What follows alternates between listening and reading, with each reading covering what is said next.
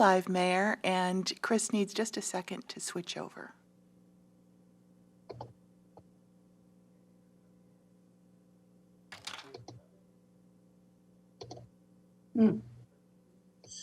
Is it okay to go live, Chris? Okay, we're good, Mayor. Thank you. So we are with people? Yes. Okay, excellent. Good evening, everyone. I'd like to call to order this special City Council meeting of May the 26th, 2021. Clerk, will you please call the roll for tonight's meeting? Councilmember Nixon? Here. Councilmember Black?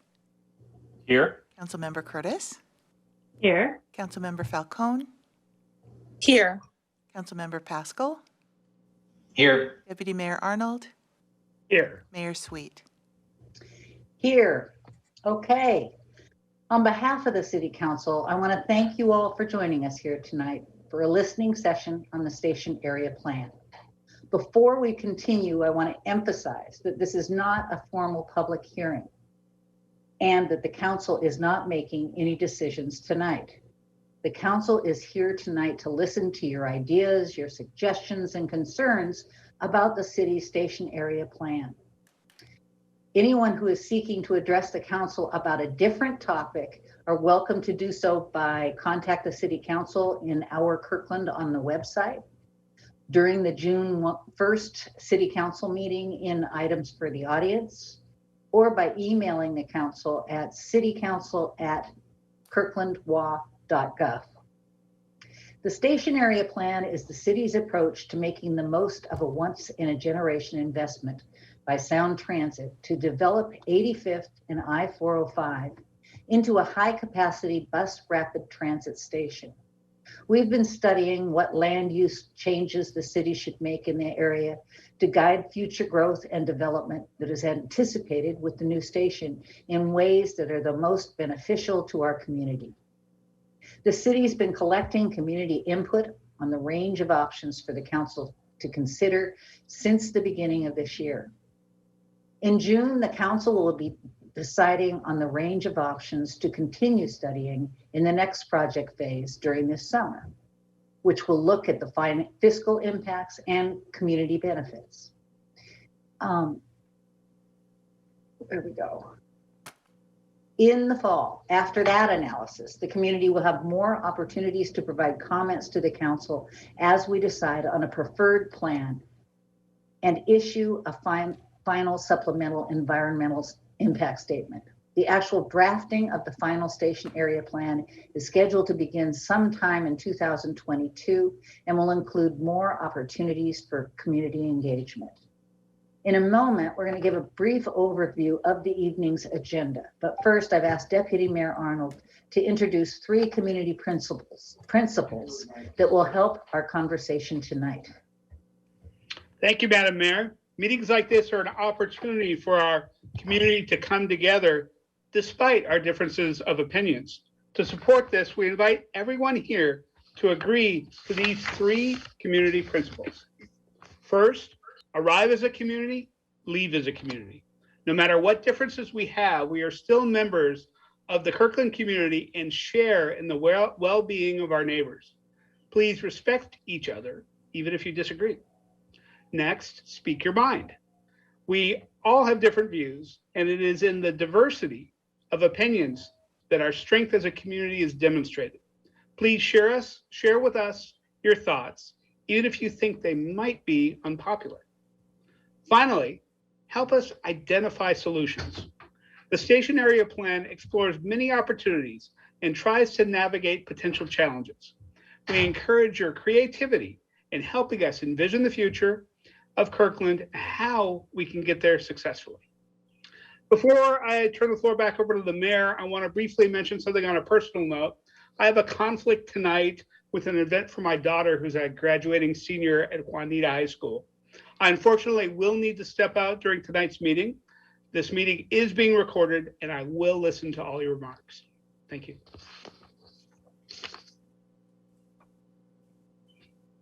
Mayor, you're muted. I was really hoping not to have that said tonight. Anyway, thank you, Deputy Mayor Arnold. I'd now like to turn our attention to the format for our time together tonight. Our agenda will be based on various topics related to the station area plan. In a moment, we're going to put up a poll in Zoom that will ask you to select which topic you would like to speak on. You can select different topics or the same topic. All the selections will be combined by the city manager and staff to allocate timing for tonight based on the topic selections. We may not have time for all the topics that are selected. At the start of each topic, we're going to ask people interested in speaking to raise their hands in Zoom. Speakers will each have 2 minutes. There is a camera on the timer counting down the 2 minutes, which will turn yellow at 30 seconds. The order for the speakers will be based on a lottery. You can also defer your time to another person if you're part of a group. Throughout the evening, you can share on multiple topics if you'd like. However, we will prioritize those speakers who have not yet shared. We will go over more details for all of this when it's time to hear from our first speakers. After we hear from our community, each council member will make a statement at the end of the evening. Their comments will also be limited to 2 minutes apiece.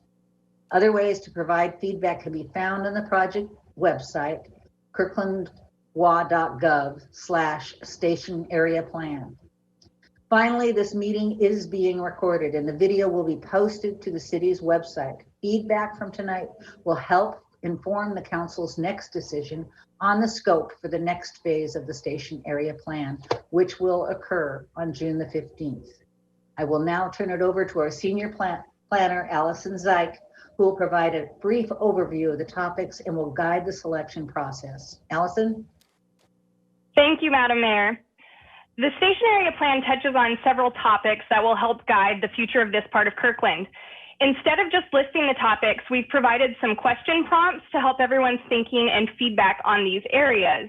In a moment here, I'm going to walk you through those topics and prompting questions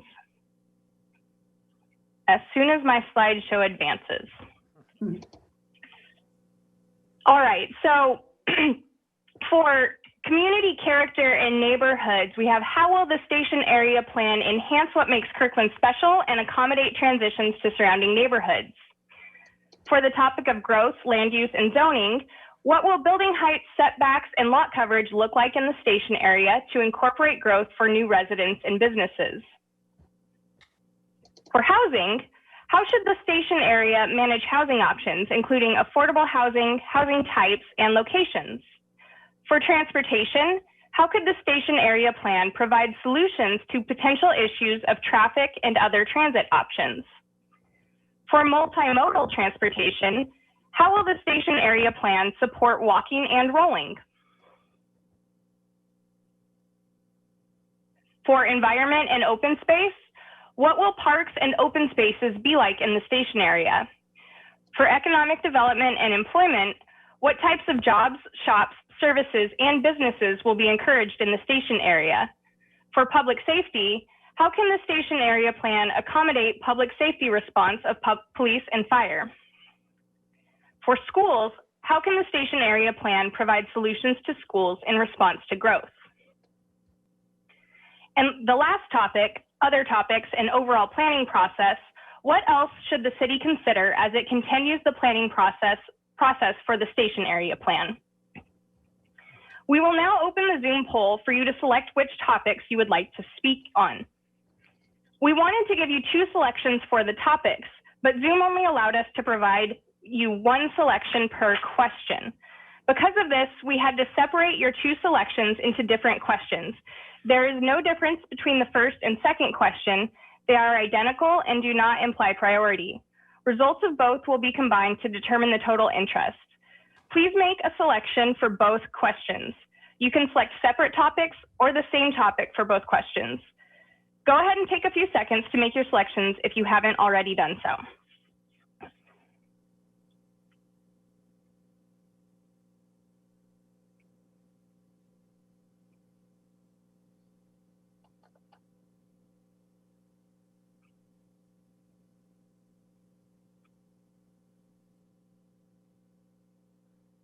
We should be seeing the results come up on the screen soon, I believe.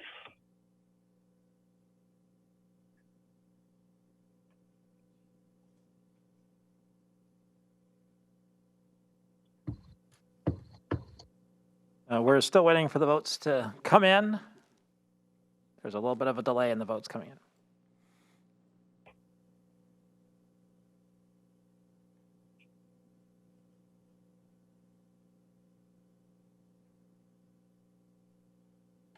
So we currently have 14 votes of the 73 participants. So if anyone is still waiting to vote, please press one of the buttons.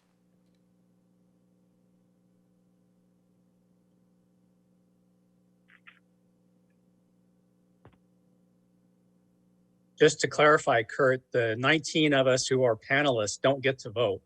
So it's just the 55 attendees. That is correct.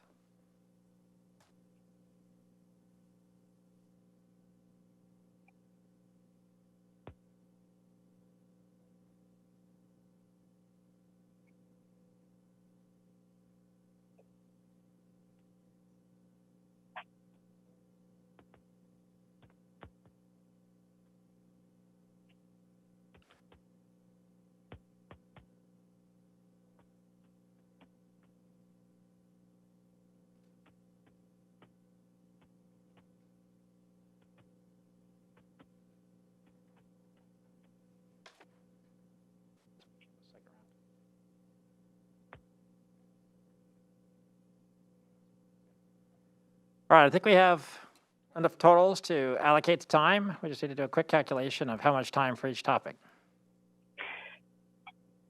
Great, here we go. So it looks like there's a lot of interest in speaking on community character and neighborhoods and growth, land use, and zoning. Thanks for making your selections.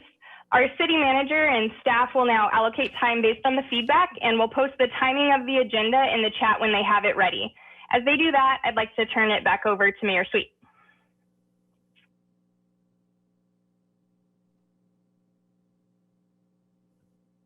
Mayor, you're muted.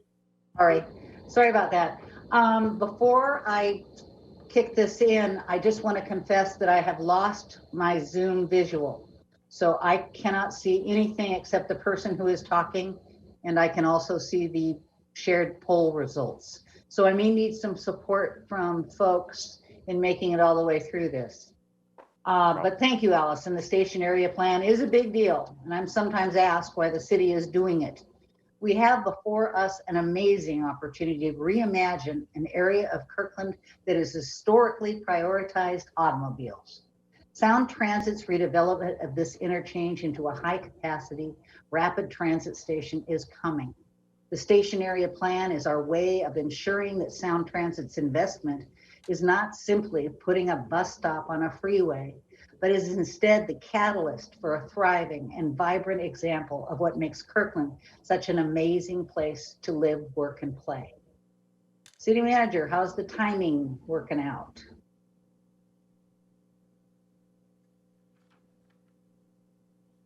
Okay, our first topic is going to be community character and neighborhoods. And we're going to spend 15 minutes, so I have time for about 8 speakers on this topic. Okay, and this is good, but you're going to have to lead me through this, City Manager, because I do not have chat. Okay. And I do not. No problem. We can see it here. So all I see is the podium now. Okay. Excellent. This is where we get flexible. So. Okay, so our first topic. Take everyone who would like to speak under this topic of community character neighborhoods, and we're about to do a randomized selection, and then I will call out the speakers. Okay, so we want those interested in speaking on this topic now to raise your hand in Zoom. For Correct. Those on computers or smartphones, you can click on the participants or more button and click raise hand. For those calling in, press *9 to raise your hand. In an effort to provide efficiency in communicating to the council, attendees that are part of a group can give their time to another member of their group instead of speaking. This would allow for a longer speaking duration by one group member who is representing others in that group. Only those group members who are placed in speaker slots during the lottery will be allowed to give their time to their group representative. Any groups that combine their time will be placed at the end of the speaker list, even if the individuals who gave up their time were ordered higher up on the list. A total of 3 group members may combine their time in this way. City Manager, are you getting hands raised for We topic are. number 1? We can see we have 8 hands raised, and we're about to do the calculation. Go ahead and start with Margaret Bull, followed by Ken McKenzie. Welcome, Margaret. Please go ahead.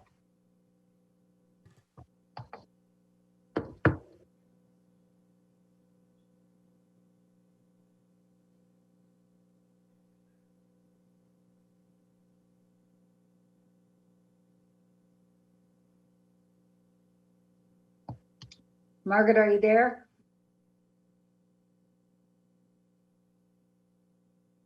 Can you hear me now? Yes, we can. Oh, okay. I would like to give my 2 minutes to someone from the Everest Neighborhood Association that's going to speak.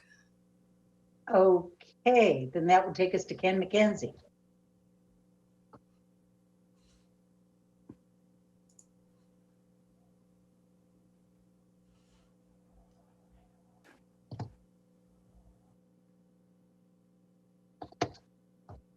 Okay, I'm working on getting my screen shared here.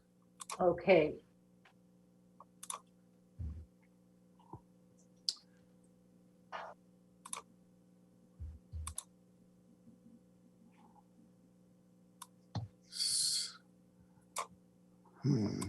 Trying to figure out how to keep the poll going. Okay.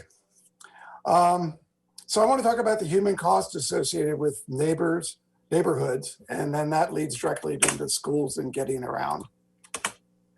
I did an analysis of the EIS, the draft EIS comments, and I don't have time to go into my whole table, but key points are that about 71% of the draft comments were against the station area plan as laid out. And the important topics that were raised in those were 72% of the people raised the concern about building height and 50% traffic congestion. And then when you look at alternatives 2 and 3, they were mentioned almost equal number of times. That is, alternative 2 is not viewed as a compromise position. And what I discovered was that when I looked at the plan is that it affects pretty much all of Kirkland. It's not just, gee, we can focus on North Rose Hill, and we'll talk about why. So if we look at the draft EIS growth projections for the 3 alternatives, no change, alternative 2 and alternative 3, we see that there's pretty substantial growth, even with no change. That is 6 to 8 stories along 85th. We look at alternative 2, the draft EIS says that we're going to add almost 20,000 residents and about 30,000 jobs. And alternative 3 is a pretty small bump up, which is why people didn't see alternative 2 as a compromise, I believe. This directly leads into a problem with schooling, where the draft EIS says that we're going to need almost an entire elementary school worth of people in order to support the growth that's projected. And I dug into the Lake Washington School District facilities plan, and they say that an average new elementary or target new elementary school campus is 10 acres. So we have to find 10 acres somewhere within that 1 mile square area. Let's look at transportation. First, the draft EIS does not lay out a 10-minute live-work neighborhood. There's highly paid tech office workers who are going to live elsewhere. Some of them might live in the area, but the bulk of them, we all know, are going to live elsewhere. And the low income or affordable housing that's part of the plan is going to involve residents that are going to be working somewhere else. So that means there's going to be a ton of commuting and a lot of increased traffic. So let's look at a little picture of Kirkland. We've got Redmond and Kirkland connected by 85th. And we're going to put 22 to 27% more Kirkland in a 1 mile square area. And that is going to add a ton of congestion. It's basically going to put a roadblock on 85th. And that's going to cause more traffic out in the surrounding neighborhoods. So the impact on our souls of Kirkland is real. This was an excerpt from a draft EIS comment.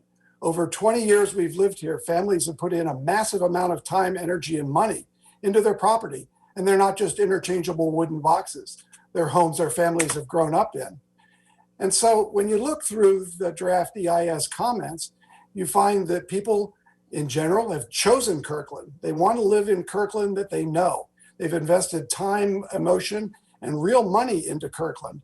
They want Kirkland to grow and change in a healthy and attractive way that they find comfortable. They feel threatened by the station area plan, and they don't want their city government to destroy their emotional and financial investments or their future. Thank you. Thank you, Mr. McKenzie. Next person to speak is Sharon. I don't see the last name. Okay. So Sharon is next, followed by Bill Blanchard, and then Ethan S. Okay.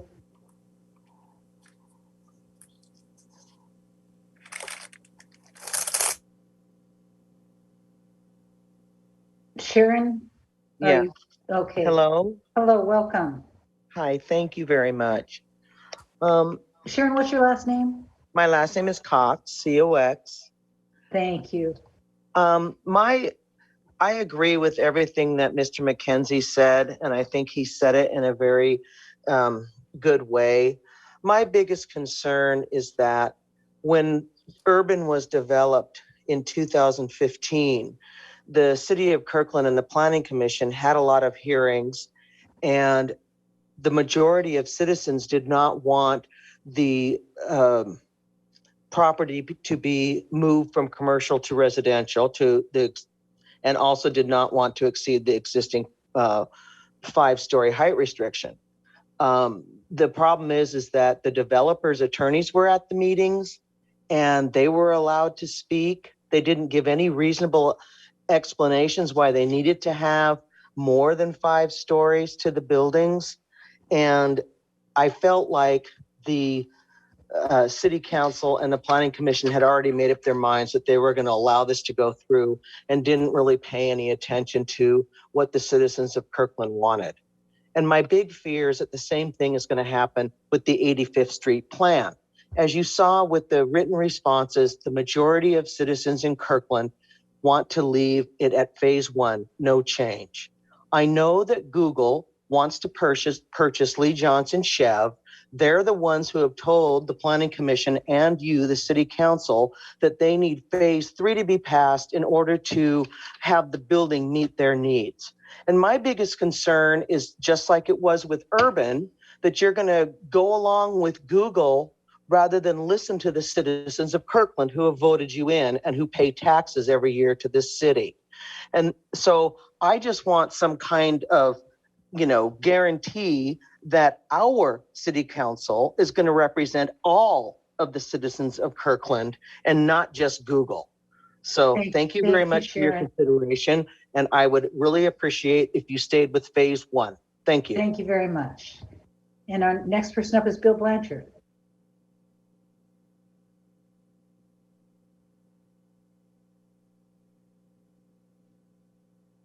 Welcome, Bill.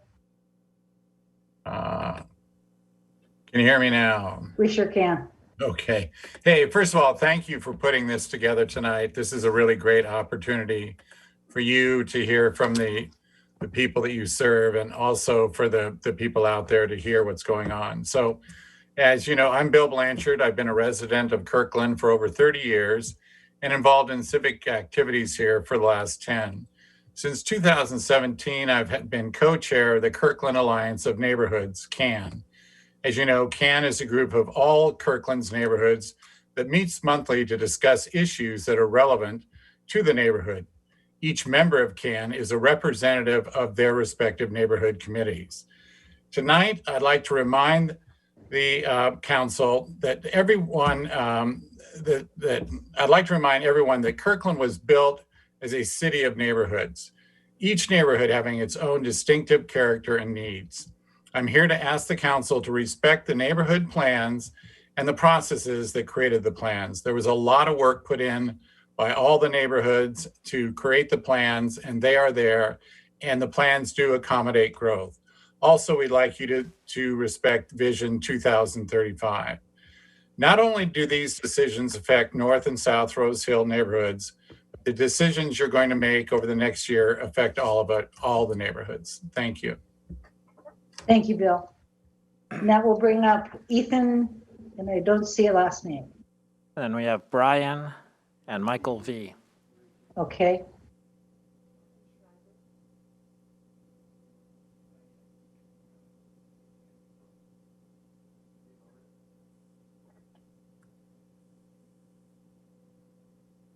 Ethan, are you out there? Being promoted in. Hi, I'm Hi, here. Ethan. Yeah, I'd like to give my time to Liz Hunt. To Liz? Okay. Yeah, thank you. And so that brings on Brian.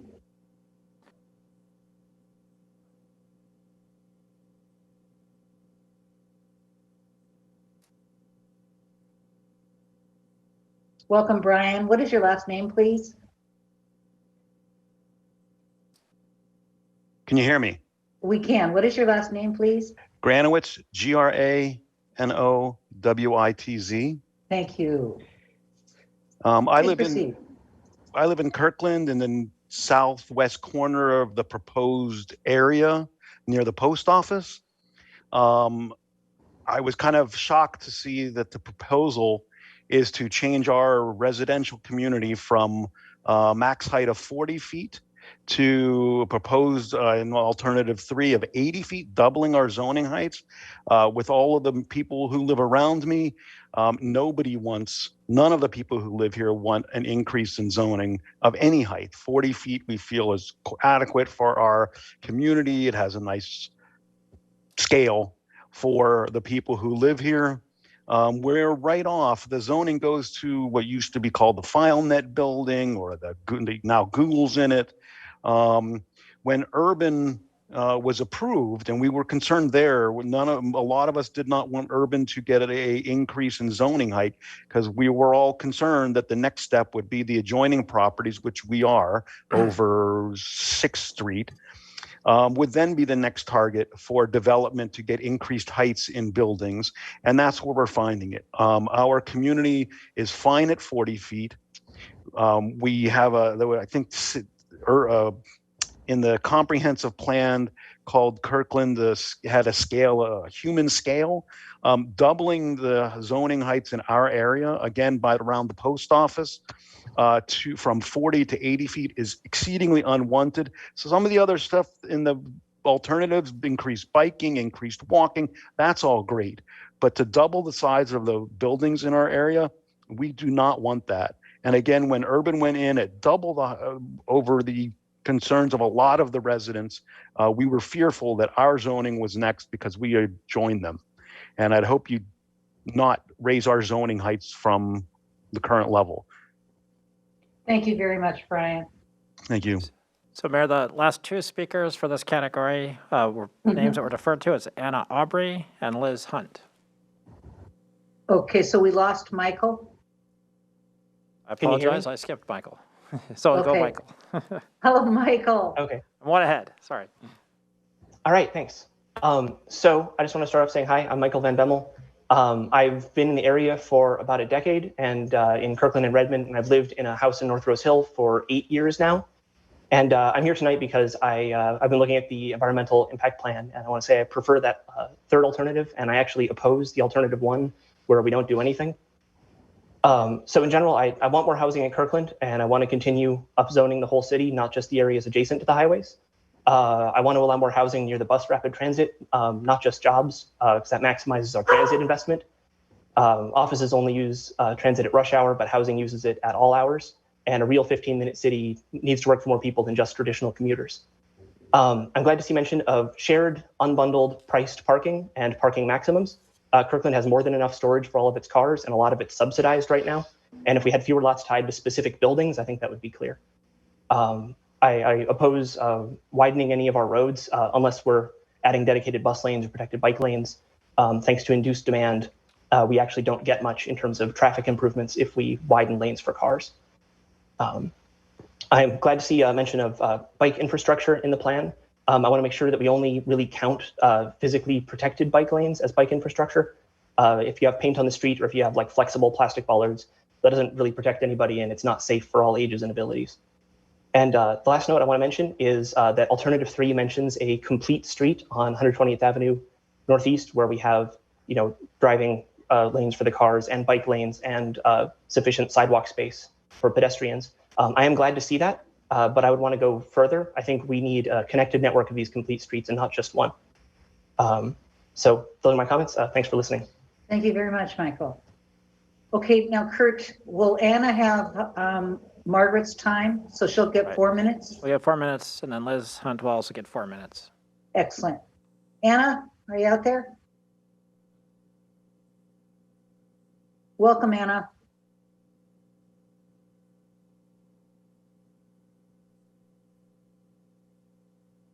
Can you hear me now?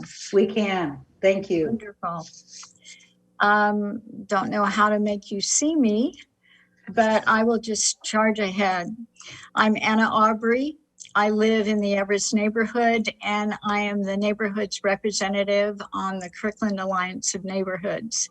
My concerns and the concerns I've been hearing from my neighbors, and they've been talking a lot about the 85th Street Station Area Plan. Our concerns are really twofold. First of all, we question the choice of the 1/2 mile radius around the BRT for the station area plan. I couldn't find a reason online why 1/2 mile was chosen, but this wide area puts a great deal of strain on the neighborhoods involved. Also, we have concerns regarding the building heights and reduced setbacks on alternatives 2 and 3. This is particularly a problem with the buildings being adjacent to existing residences. Growth happens, we all know that. Our residents have worked with the city to create the Everest Neighborhood Plan, the city's comprehensive plan, and Vision 2035, all of which allow for growth.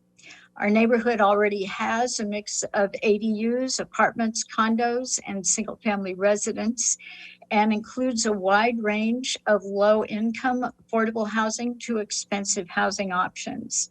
And the diversity in our neighborhood has been increasing rapidly. Our neighborhood also includes a variety of businesses from Google to small family-owned businesses. If it's not broken, why are we fixing it?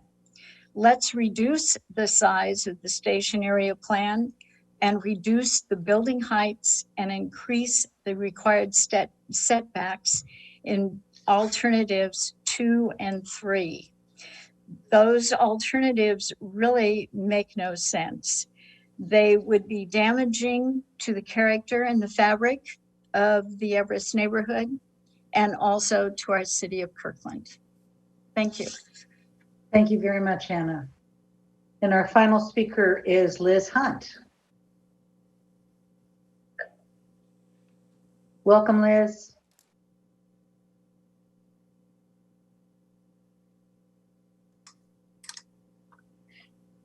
Okay, can you welcome?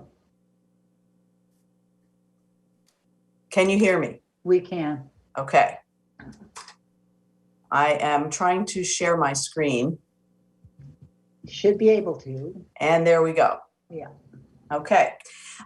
Thank you very much. My name is Liz Hunt. I live in the Market neighborhood of Kirkland, and thank you for your time to give comment tonight. A couple of quick housekeeping things for the future. It would have been really handy to have this information when we were preparing for this meeting, rather than getting it thrown at us at the beginning of the meeting. The 2-minute limit, those very detailed descriptions of all the topics. I tried to read at speed fast, but that was a lot to try and digest. And also Jay Arnold's Rules of the Road, that would have been also very helpful to have up front. So just some input for next time. So my comments are, as has been said, that growth will happen. So let's be smart. And I also don't want us to give away Kirkland for free to developers. Kirkland is a special, amazing, and fabulous city. We have many crown jewels that are our unique benefits or our unique features, and we really should nurture those. Kirkland is already stressed by growth, and it's not just us. I mean, there are lots of places that have been stressed by growth. The question is, how are we going to deal with that? So we have issues that are impacting our neighborhoods related to traffic, transit, housing, jobs, open space, parks, trees. You know, there are quite a few parts of our city that are being stressed by growth already. I don't have time to talk about the new interchange, but it does bring benefits. So the impact on the neighborhoods of the station area plan, there are many. I think some of them are positive, and I think quite a few of them have a potential to be negative, but we would like them to not be. So how do we make that happen? I think the holistic planning is very valuable, rather than looking at each little block at a time to look at this area broadly. I'm unclear as to the best definition of the boundaries, but the holistic planning is valuable, but the devil is really in the details. Does this plan really benefit Kirkland? Has it been fully thought out? By the way, am I getting 2 minutes or 4? Because I'm not. You have 4, Liz. Okay, so I have a minute and a half left? Yes. Okay, let's go. One detail that needs to be addressed is we need more open space or our neighborhoods are going to get overwhelmed. Even this middle option is too dense. Don't just add buildings and people. We really need parks. And we need real parks, big open space, play fields, trees, place for pets, not just rooftop decks and dual purpose streets. We're already behind on the goals in the PROS plan, and those goals were actually reduced a few years ago. So let's not fall behind on that, because parks are so important to Kirkland. We already have a lot of growth with the no change aspect of the station area plan. This Madison project is going to add lots of new square footage, and the height was already increased in 2018 in this area. So current zoning has already been increased recently. One question we have is, will this plan raise our taxes? To support the current growth to date, we've had a sales tax increase and a property tax increase in the last few years.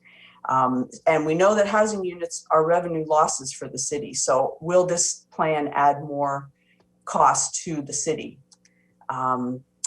More details about the BRT station should be worked out.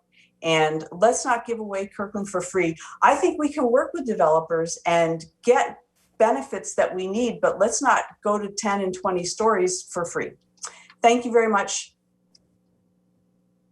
Liz, great presentation. Thank you very much. So, okay. So thank you all for sharing. To honor our time commitment, we're now going to move on to our next topic. If you wanted to speak on the last topic, please visit our project webpage for ways to give feedback. We are now going to turn our attention to topic 2, which I assume is, what will building heights, setbacks, and lot coverage look like in the station area to accommodate growth from new residents and businesses? Is that the right? That is correct. Issue. Excellently. And we'll be allocating 14 minutes to this topic, so 7 speakers. Okay, and do we now need to have a raise your hand period? Yes. We'd like anyone who wants to speak in growth, land use, and zoning to raise their hand, and then we'll do the random selection. Okay. So. 4 people.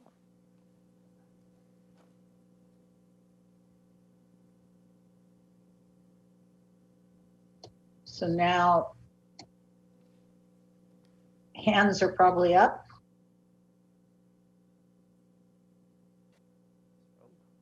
Looks like on this topic we have 3, so we'll just go ahead and read them off. Dana Nunley, Liz Van Bemmel, and AJ Antrim. Excellent. Start with Dana.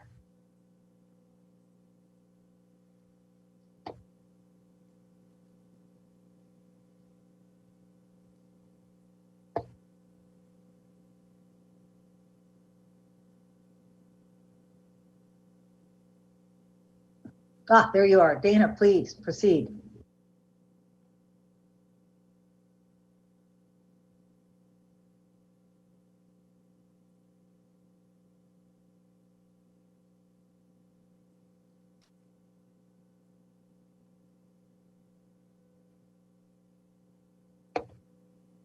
Dana, you might be muted. Is that better? Can you hear me? Oh, we can now. All right. Okay. Hi, I'm Dana, and I've been a North Rose Hill resident since 1983, and I've raised my 2 children here and run a small business here. I'd like to speak on building height. I don't see any middle ground in the alternatives proposed. And to just quickly approximate building height, so we can compare some things that we know, 150 feet equals approximately 10 stories, and 300 feet equals approximately 20 stories. And currently the tallest buildings that we have in Kirkland are at the Evergreen Hospital in Totem Lake, and that's approximately 8 stories. And then there seems to be a large gap. We go from no, an alternative 1 with nothing changing, and then all of a sudden we're zooming past our the highest building height that we currently have. And then with regard to other planned developments, there's density and traffic concerns that I'd like to bring up. So there's already 2 other projects that are planned and in the works on 85th Street. The Continental Divide project on 132nd and 85th has 135 residential units. And the Madison project has, and that's in the Petco area, and that has 870 residential units planned, which total over 1,000 residential units that are already planned for this corridor.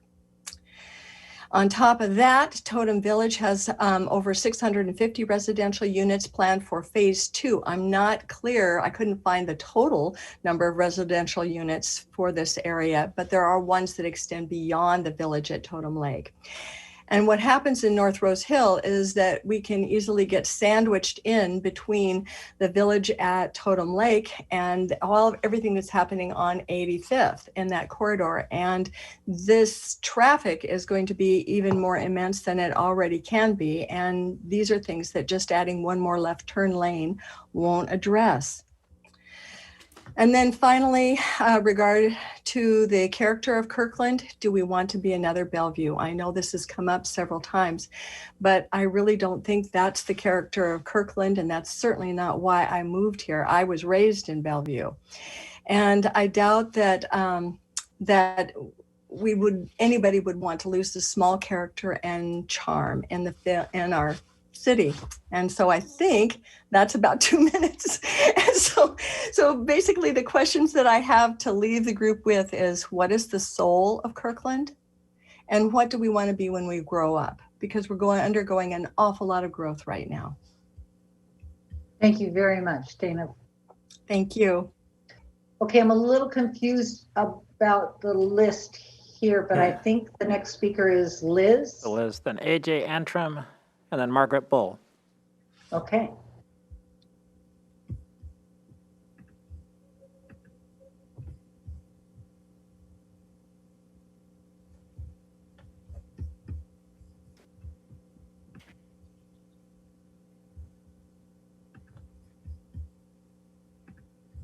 Welcome, Liz. Oh, where'd she go? There you are. You are on mute. Irichetta. I'm Liz Van Bemmel. I own a home in Kirkland. I prefer alternative 3 and I oppose alternative 1. We are in a climate crisis and a housing crisis. We can't afford to wait or compromise. No action is unacceptable. We have to do better than rapid transit serving car lots, strip malls, a Costco, and a giant bill. Suburban sprawl just isn't sustainable. Alternative 3 not only has the lowest carbon emissions per capita, it is the most fiscally responsible. Dense neighborhoods use city services and infrastructure much efficiently than low-rise neighborhoods. The density buildings increase city revenue and overall city tax base. Alternative 3 is a good plan, but I always want to encourage city planners and planning commissions and city council to think bigger. Kirkland is not a small town. It is a city. Cities change. We are inside the living growth boundaries. We must take more growth to preserve this. We can't just tell people to go live somewhere. Every person who says no to living here in the urban core of the city is what Kirkland is. And every building we walk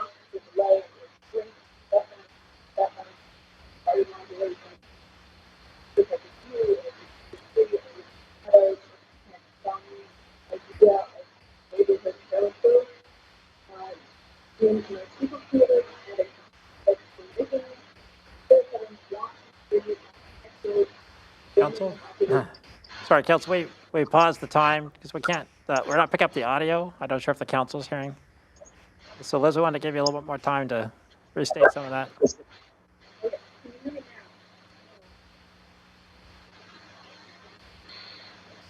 Liz, can you hear us?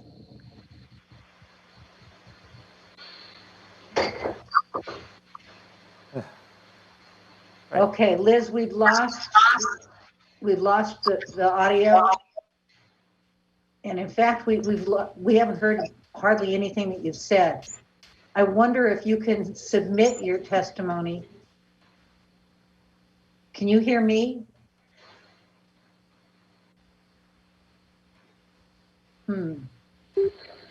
Mayor, can we go to the next speaker and then maybe give Liz a chance to get back on and is City Manager, is there an opportunity for Liz to get back on and fix her audio? It sounds like a good idea. Yes. Okay. So we won't drop you, Liz, I don't think, right? Nope.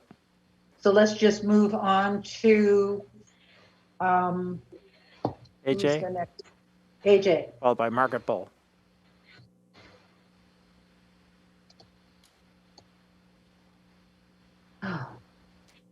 Good evening. Can you all, I think my audio working okay?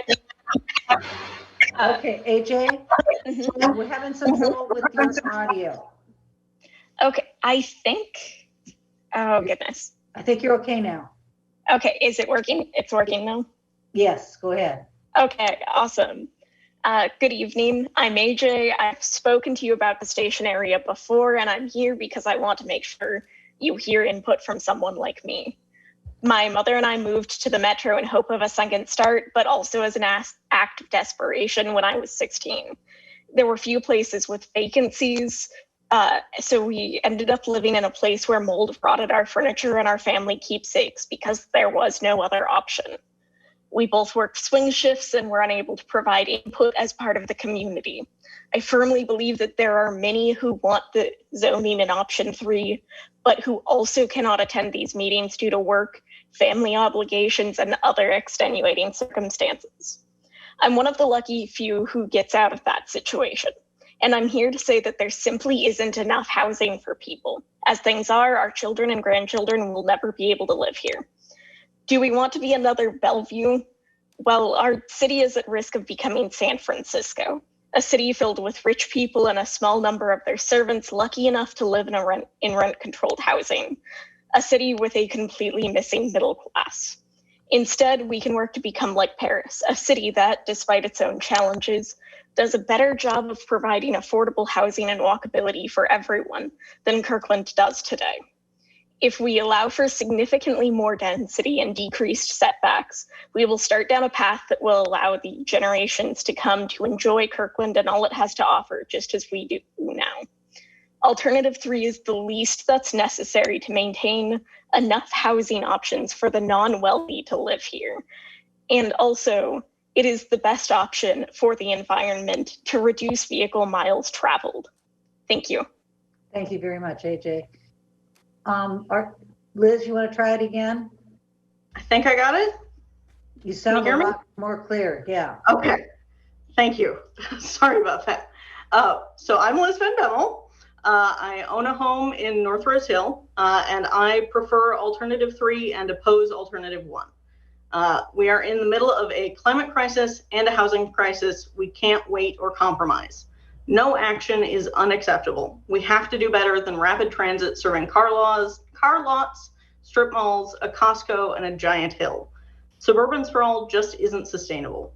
Alternative number 3 not only has the lowest carbon emissions per capita, it is the most fiscally responsible. Dense neighborhoods use city services and infrastructure much more efficiently than low-rise neighborhoods. And dense new buildings increase city revenue and the overall city tax base. Alternative 3 is a good plan, but I also always want to encourage city planners, the Planning Commission, and City Council to think bigger.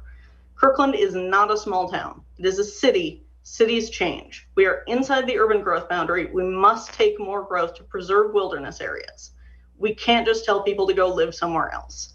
Every person we say no to living here in the urban core of the state, which we are in the urban core of the state, And every building we block or delay or shrink with setbacks and stepbacks and mandatory modulation to protect a view or a significant tree or limit shadows or to preserve some idea of neighborhood character means more super commuters adding to traffic and emissions. It means clear cutting swaths of trees out in the exurbs, and it means expanding the population living in areas most at risk of wildfire. These are just a few of the reasons I prefer alternative 3 and oppose alternative 1. So thank you for your time. And I also want to add, since I've got a few seconds left, that surveys are a more equitable way to get the view of more of Kirkland than public comment like this, because very few people who are not privileged can take the time to be here. Thank you very much for that, Liz. Thank you. And then our final speaker is Margaret Bull. We do have time for 2 more in this category. We have Brian and Curtis B. have raised their hand for this category. Excellent. Can you hear me? We can, Margaret, welcome. I would like to give my time to Dana if she didn't finish her presentation. Oh, all right.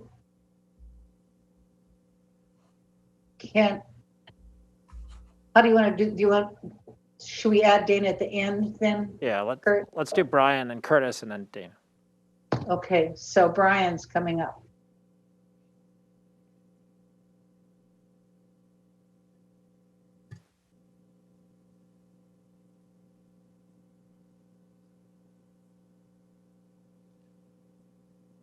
Welcome, Brian, again. Brian, you're on mute. Thank you. You're going to get used to saying that a lot. I don't know how I came up again, but sure. I mean, I mentioned I live in the kind of around the post office. It's a somewhat mostly residential with some other types of buildings in there, like the small Google building by the post office. And the residential folks, the people that I live around here that I've talked with, don't want our zoning changed from 40 to 80 feet. We are multi-family buildings largely. There's a number of condominium complexes. We feel we're doing our part to help with climate change and urban sprawl by not living in an acre lot in another area. I'm not sure why our part of Moss Bay was chosen to be changed. We're in PLA 5C and PLA 5D and right around there, and we're already a mixed-use place, but our neighbors right across the street were not suggested to have their zoning changed to double the height to 40 feet, to change it from multi-family to resident mixed use. And nobody that I've talked with has said that they were talked about, anybody from the city contacted them about this proposed change. The Moss Bay Community Association, I'm sorry, I only talked to them once, said that they were not contacted about specifics of the change to this part of the neighborhood.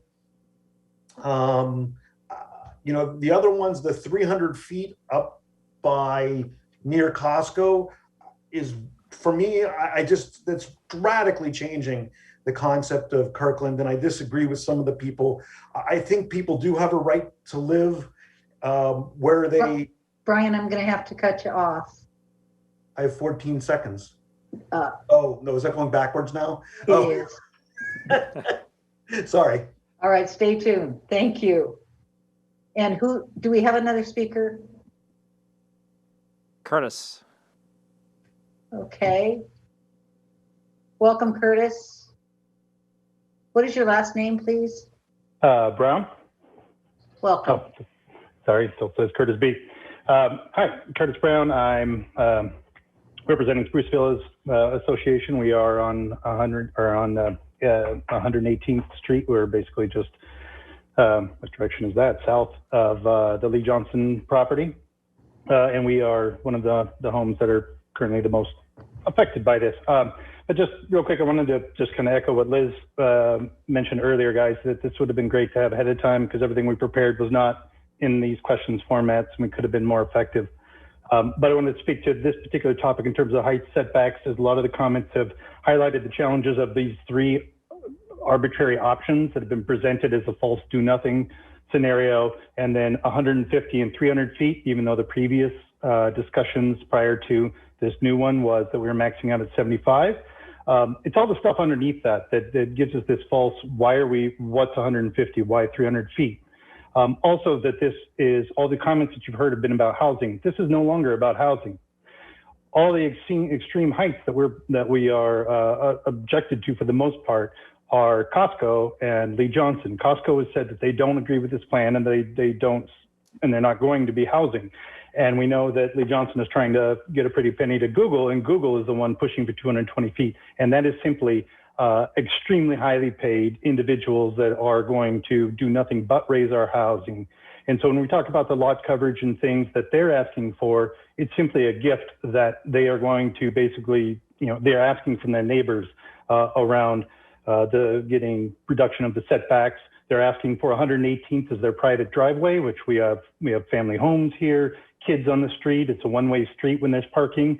And as Councilmember Nixon previously mentioned, even though you're supporting, people using their full property, you can't do so, or you don't want to allow something that is done at the detriment of their neighbors, and continuing to allow the reduction of the setbacks and coverage for private businesses is only for the benefit of them at the cost of their neighbors in Kirkland. Thanks.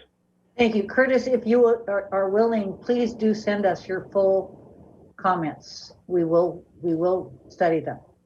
Yes, thank you. So that's the end of our time for our second topic. So you're muted, Mayor. Sorry, didn't someone relinquish their time to Dana Nunley?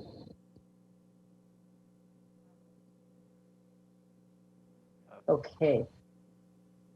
Do we have her? Hold on.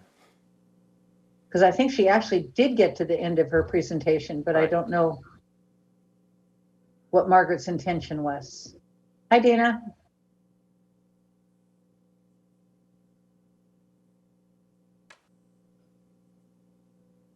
Dana, you're still on mute.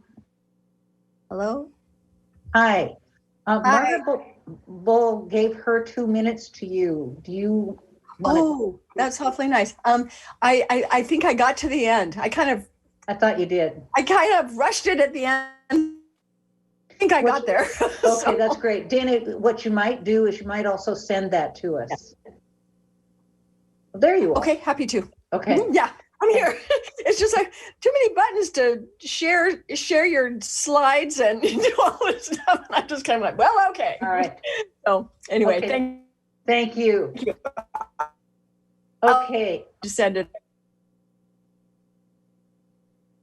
Okay, City Manager, that takes us to the third category. So our third topic was other topics and overall planning process. What else should the city consider? And we have 10 minutes allocated to this topic and 5 speakers. Okay, So we already have the 5 speakers. Please raise your hand. And we're going to try to focus on people who have not spoken. So if someone is raising their hand for a second time, we're going to cover other folks first. Okay. All right, so we have more speakers than we have allocated time. We're going to do our random selection.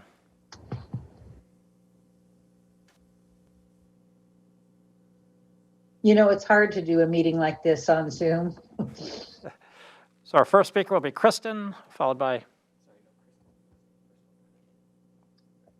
Okay, Kristen should be coming on board. Followed by Colleen Clement.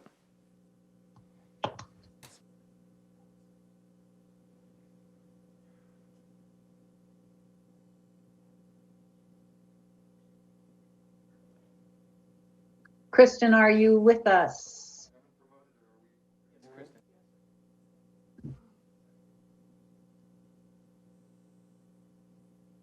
Welcome, Kristen.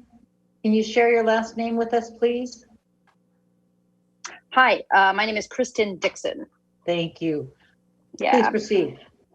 Thank you, Council, for the opportunity to speak tonight.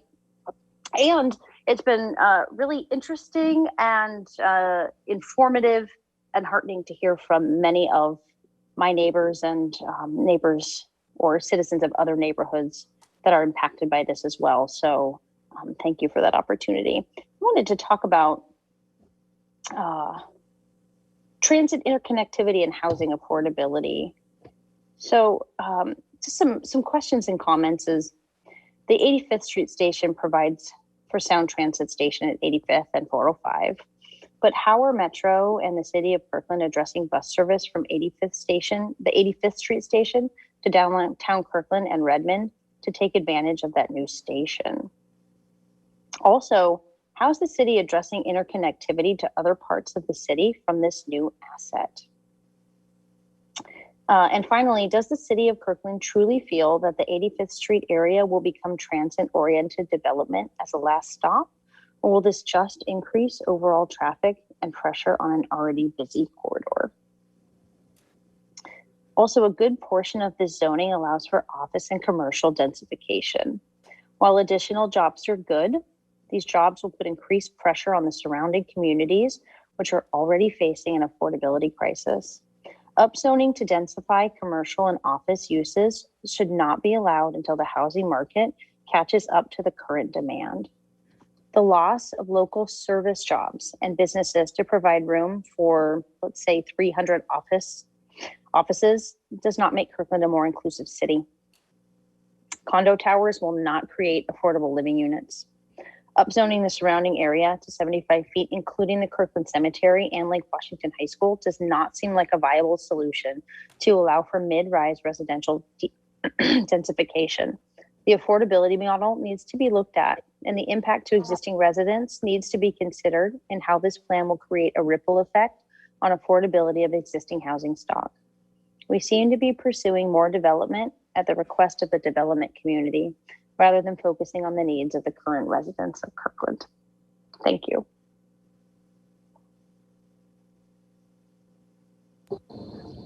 Okay, the next speaker, thank you very much. The next speaker is Colleen. Followed by Sarah R. and Mark B. Okay, I see that now. Hi, Colleen, welcome. Hi there, can you hear me? Yes, we can. Excellent. Good evening. Thank you for the opportunity today. My name is Colleen Clement, and I'm a resident of actually the Finn Hill neighborhood. And I'm on the steering committee for People for Climate Action Kirkland. And I also was on the Environmental Technical Advisory Group for the drafting of Kirkland's first sustainability master plan.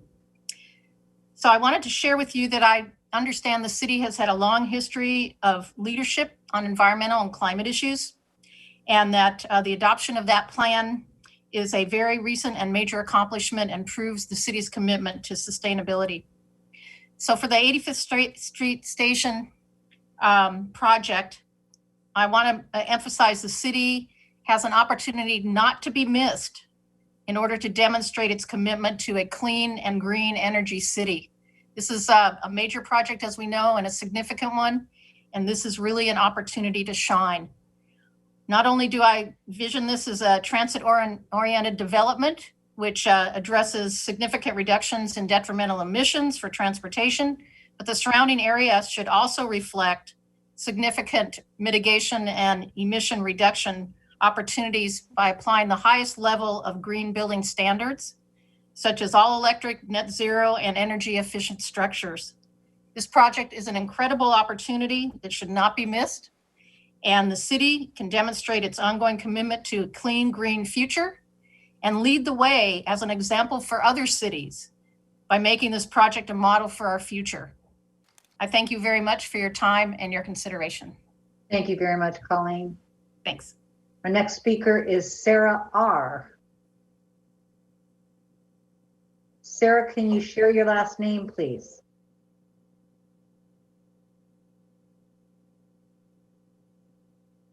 Yes, it's Sarah Richards. Welcome. Thank you. Thanks for providing another opportunity to provide feedback for the 85th Street Station Area Plan. I'm asking you tonight to keep environmental justice in your minds as you make decisions concerning this project. Impacts of climate pollution disproportionately impact marginalized groups, including low-income people and those experiencing homelessness.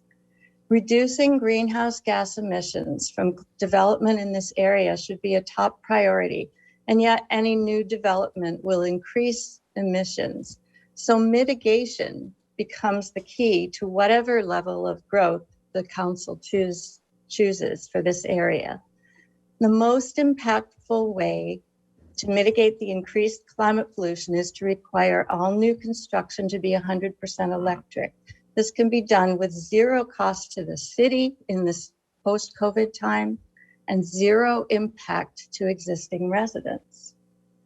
Environmental justice also means equity, and from an equity perspective, requiring all electric new construction means the occupants of the desperately needed new housing, as we've heard, will, one, lower the cost of heating and cooling to future residents and save them the need to convert from gas to electric in the near future. And two, provide for health equity by avoiding the negative health effects of gas in the home, which include higher asthma rates and exposure to toxins.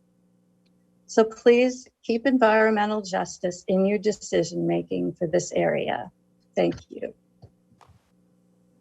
Thank you, Sarah. And Next, final two speakers are Mark Vossler and Don Winters, and then I'll do a process check. Great, thank you. Welcome, Mark.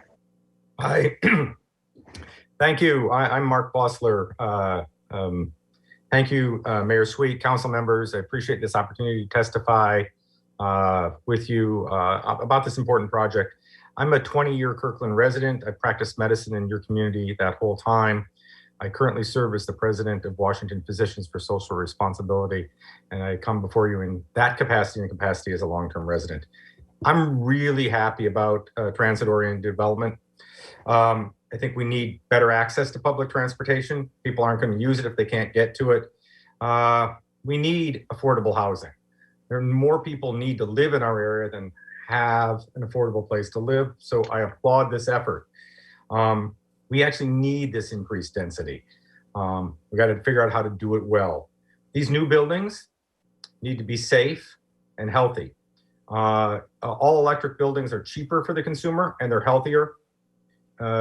Buildings that burn gas for cooking and heating result in a 40% higher risk of asthma in the children that live in those buildings. Had I known that when I first moved to the area, I would never have put a gas stove in my house. So when we build new construction, it does need to be all electric, not just at 85th Street, but when we look at the next development and the next development after that, we have to be thinking what's healthy and safe. So in the end, I'm asking you to look at the lowest carbon option, the lowest air pollution option, accessibility, equity, and getting people to that very needed transportation. I think you're going in the right direction. You're being very thoughtful. Thank you very much. Thank you very much, Mark. And our final speaker on this topic is Don Winters.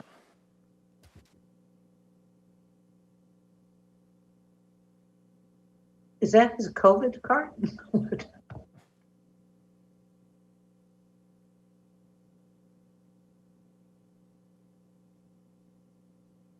Welcome, Don. Hi. I guess you can hear me. Yes, we can. Okay, thank you. My name is Don Winters, and I live in the Moss Bay neighborhood. I've lived in our house here since 1979, so that's quite a while. I would like to echo what the last few speakers said, that increased density seems to be necessary to make the transit work. That's what all this is about. Having a improved transit system and the density to make that work. And so I am in favor of alternative 3, which gives us the maximum density up there. And beyond making the transit work, it will reduce our carbon footprint. I recently saw an interesting statistic that per capita, by far, the lowest carbon footprint per capita is Manhattan in New York, by far. And that is also the most dense place in the country and has the most transit. So you can see how these things work together. If we have increased density, we have increased transit, we'll have a reduced carbon footprint. It's just that simple. And as far as building heights go, a lot of people complain they don't want tall buildings. The tallest building in Kirkland is 8 stories. We have a neighboring city, Bellevue, which has 50 buildings taller than that, 50. And they have 3 buildings, 40-story, and 2 or 3 more on the drawing boards over 40 stories. So they are accepting the density that close-in cities like Bellevue and Kirkland need to have reduce our carbon footprint, to reduce suburban sprawl, so that instead of spreading out, clear out to the mountains with subdivision after subdivision, we have denser areas closer into the city. Okay, Don, thank you very much. All right, thank you. Bye-bye now. Do we have any other speakers on this topic, or are we done with this topic? That's the last speaker for this topic. The next 3 categories, those were the top 3 categories. The next 3 categories were all tied. So my process suggestion might be to see, is there anyone else who hasn't spoken yet who wants to speak on any topic? And if we can see how many hands are up, we can see how much time we can allocate to each person. I think that makes sense. So let's just ask for additional speakers on any topic to raise their hands now.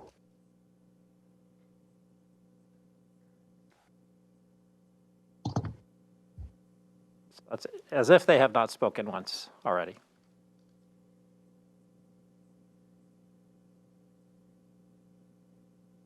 So I see 4 speakers who have not yet spoken. So if we allocate that time, we'll be going a little bit over the time you allocated, Council.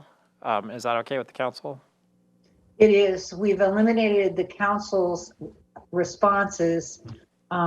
There will be a time for that to happen, okay, whether it's at another meeting or at another time. But I think it's more important for us to have this be a listening session. So let's proceed with the 4 additional speakers. So we'll just go ahead and take them in order then. So I have Ron Snell, followed by Peter Lemmy.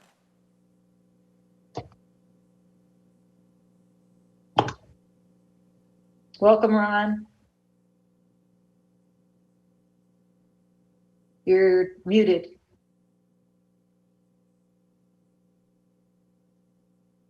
Okay, I was actually surprised that I got called because I had selected the topic, and a number of folks had spoken quite eloquently on the topic that I was going to talk about around climate. I think I'm going to turn my time over to somebody else.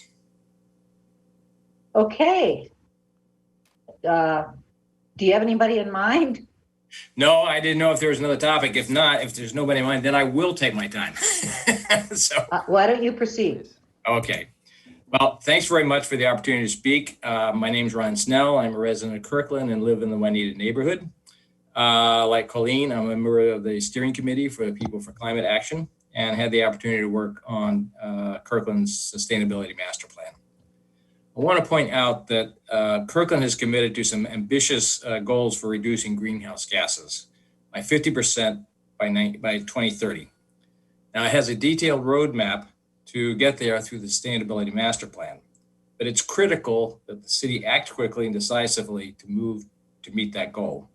The 85th Street project, regardless of the alternative that gets selected, does provide an excellent place to start this important work. The project seems to be well suited to reduce carbon pollution from transportation, but 50% of Kirkland's greenhouse gas emissions come from buildings. To begin to address these emissions, all commercial and multifamily development for the project need to be at the highest energy efficient standards possible, and they need to be, as other speakers suggested, totally electric.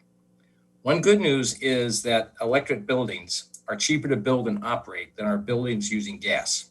And this is from a recent study by Rocky Mountain Institute, which is an international think tank on energy, which advises state and local governments. What also has happened at the most recent legislative session of the state of Washington is they have passed a cap and invest legislation. This is going to dramatically change the cost structure of the differences between gas and electricity. Those who are current users of gas are going to find their gas costs to go up annually, and in some cases, potentially dramatically. So if we're going to, so we do not want to expose tenants and renters to these increased costs in gas, which is why I would encourage you to make all development in the city of Kirkland 100% electric. Thank you, Ron. I think I gave you back the time that we. Okay, thank you very much. Appreciate the opportunity to speak. All right, thank you. Our next speaker is Peter. Peter, is it Lemmy? Yes, it is. Hi. Welcome. I've really enjoyed the discussion so far, and I want to commend Mr. McKenzie at the beginning, and I second a lot of the comments that he had made. I moved to Kirkland in 1985 when there was a horse pasture at the corner and Armadillo Barbecue was downtown. And it's changed quite a bit since then. We've lived in the same house all those years in the Highlands District. We're on 94th Street. So we're just outside kind of the new development proposals. And I just want to say that what we've observed in our neighborhood is when we moved here, we were a young couple. We both had a job at Boeing. We could afford this house, no issue. Today, the houses around us are over $1 million and they're out of reach for most people. And what I see, the new developments coming in, those are $2 million houses. And so Kirkland's development plan appears to be a city of two Kirklands. The Kirklands of the $2 million houses and the Kirklands of the high density affordable housing. And I think there's an alternative, which is to continue to densify the existing neighborhoods, to allow the single family homes to be duplexes, maybe up to fourplexes. I know this has been discussed before, but I think it should be revisited because it provides a much more sustainable development. The development dollars go to the homeowners and the people that live in the neighborhoods. It doesn't go to the big developers that come in and build up their big buildings and then walk away and leave us with that, sprawl and development. So I really would like you to consider a version of option one that goes a little bit further, that tries to address some of these problems of making Kirkland out of reach for most people, not just in the area around this station, but the whole city. And I think also, I do agree, of course, that any new development should be the highest standards of efficiency. There's no reason anymore to not promote that. We have the facility and capability to do that. So thank you. All right, thank you very much. And our next speaker is B. Is that B. Nahan? B. Nahan, followed by Robert Irichetta. Great. Welcome, B.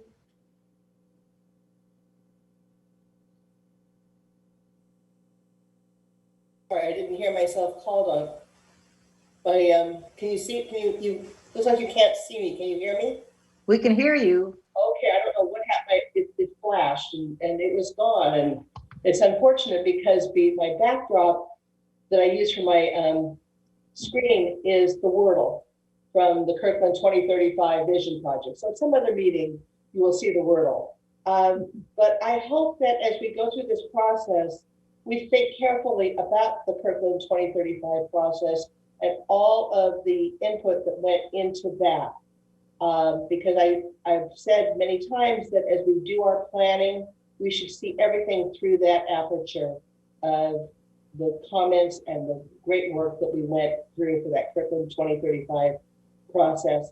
My question to you, and I don't really have an answer for it, it's not necessarily a recommendation, is the fact that simultaneously we are doing the neighborhood plan updates for the Moss Bay neighborhood and the Everest neighborhood, two neighborhoods that are directly impacted by this proposal. That process is hopefully scheduled to conclude later this year. I'm on the working group. We're going to be doing a lot of work to get that worked with our neighborhood and our friends and neighbors and the rest of the city and the planning commission and the council and the staff. And we want to make sure that it all dovetails together, that what you're doing in this process works together with the neighborhood plan and vice versa.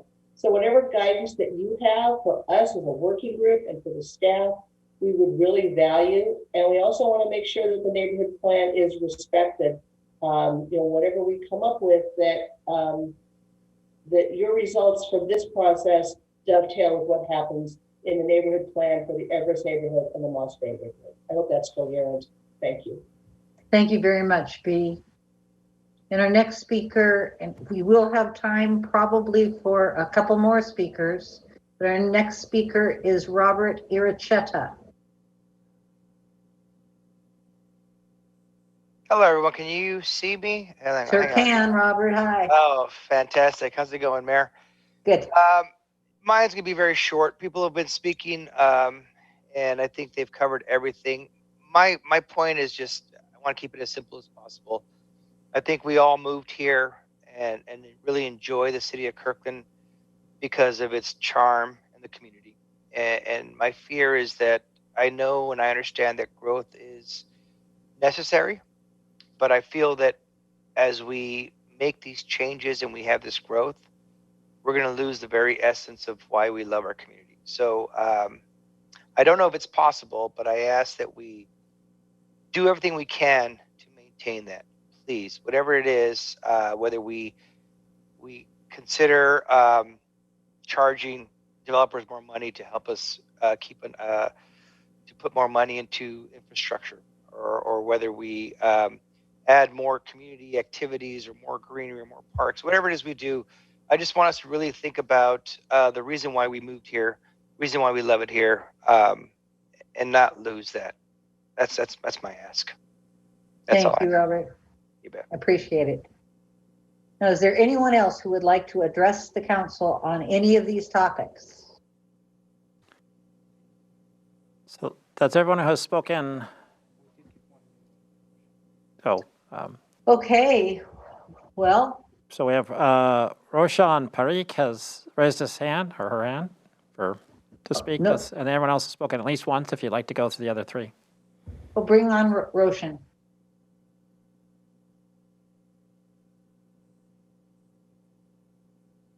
Welcome, Roshan. Hi, can you hear me? Sure can. Thank you. Somehow I had to get reconnected when it started, so apologies for the glitch. Let me just say that a couple of things. The proponents who I've heard talk a lot about the necessary densification for climate reasons, and what I noticed was in the EIS, the per capita pollution falls, but the total amount of pollution rises by a multiple. It was either 3 or 5. I should have written a note about it. So, it's like saying to people that, you'll spread it over more people, but each person is going to have to take a lot more just from the impact of that. And the other big reason I hear is housing affordability. That's normally median income to median price, equated by some sort of mortgage rate or rent rate. And what I can say is that the incomes and demographics of our area, we're very fortunate in that, are high enough that the people that you might think would be helped the most by densification will not be. Because if you're looking at folks who are in, say, the lower quartile or even the lower median of income, it's unlikely that those units are going to be built without some big subsidy or some other sort of project from the city or state. So those are my responses to the proponents about climate change and affordability in Kirkland. I understand those are important things. I just don't think that putting this level, option 2 or 3, is really the best way to go about it. The other thing I'm going to echo from what I've heard from a lot of other speakers who I do agree with is I don't think it's been thought through in terms of schools, parks, public safety, financing it, all the ancillary infrastructure that has to go with this in order to truly make it livable. We're going to be sacrificing the things that are really special about Kirkland. And that means our parks. And if you just look at what happened around Kirkland Urban and Peter Kirk Park, I think there's a great example of it's overcrowded and we don't have much more space. I don't know where we're going to put more space. It's going to mean a big decrease in the level of service for parks for sure. And that is one of the driving things one of the key essential jewels of this place. And making the traffic, you know, I'm all for transit, but the way this thing is set up, if you look what's happening around that area, when this happens, like what Ken had in his proposal or in his presentation, it needs a lot more work before it's ready to be approved. Roshan, I have to cut you off. That's fine. Thank you. Okay. Well, thank you very much. We have 3 speakers who would like to speak, but we don't have 3 speakers worth of time. So I think we're going to call the end of this meeting and just, you know, thank you all so much. It has been very helpful. Not sure what our next steps are going to be, although I know we will see you on June the 15th, and a lot of work is going to happen in between now and then, and a lot of conversations. We are individually available to you. If you want to have conversations with us, please reach out. All of this really does help to inform the decisions that we're going to have to make. It is very important for us to guess right. And that's what we will try very, very hard to do, because we don't do this job because we don't do this for developers or for anybody else. We love this city just like you guys do. So thank you very much for tuning in tonight, and we will see you out there. And thank you to the staff for putting this together. This was an amazing feat. And I guess that's it. Say goodnight, council.